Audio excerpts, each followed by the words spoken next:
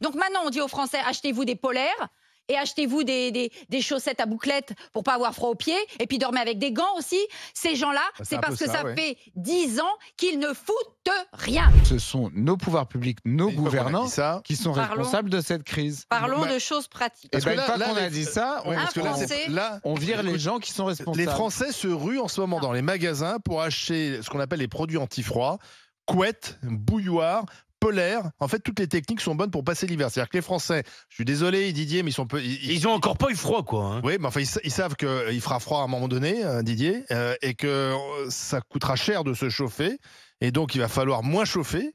Et donc, il va falloir se couvrir. Charles, voilà, les Français, ils sont de bon sens. Charles a eu raison de souligner l'impréparation, l'absence totale de stratégie. Un Français sur 5 est en situation de précarité énergétique. 5,2 millions d'habitants. Bon, ça date pas, je crois, mais je peux peut-être me tromper, mais je crois que ça date pas d'aujourd'hui. Donc, lorsque M. Macron a été élu en 2017, on rappelle toujours qu'il ne venait pas de débouler, il avait été avant ministre de l'économie. Et avant secrétaire général adjoint de l'Élysée, c'est-à-dire qu'il pilotait notamment une partie de la politique économique de François Hollande. Donc, en gros, ça fait quand même 10 ans que le gars, il est à peu près au courant de la situation sociale, en particulier des plus fragiles. Il est au courant de la nécessité d'investir un maximum dans la rénovation thermique des bâtiments. Aujourd'hui, si on cumule les aides nationales et les aides régionales, on est dans un budget de 5 milliards d'euros pour la rénovation énergétique. Il en faut entre 10 et 15 milliards. Bon, pour aller à un rythme à peu près soutenable pour essayer de sortir. Mais ça ne changera rien en janvier, ça.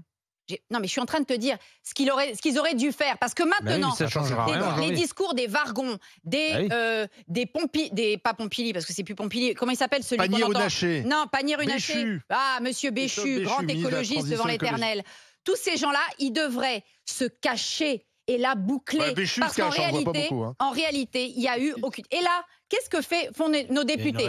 Ils proposent de façon, c'est le MoDem qui fait cette proposition, suivi par tous les députés de l'opposition, RN, LFI, etc., pour dire au moins 12 milliards pour la rénovation énergétique. Que fait Madame Borne? Le 49.3 pour nous dire que les 5 milliards, ça suffit.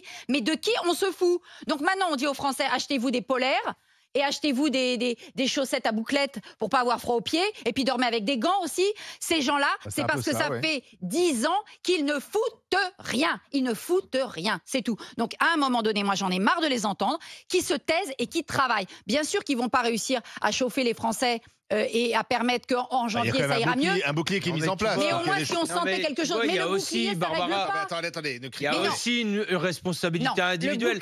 Moi, j'attends rien de l'État. Je n'ai pas les moyens d'isoler ma maison, qui est une passoire thermique. Je fais quoi? Je prends ma tronçonneuse et je vais faire du bois. Et puis, au lieu de mettre 7 stères de bois pour chauffer une maison comme la mienne, j'en mets 35.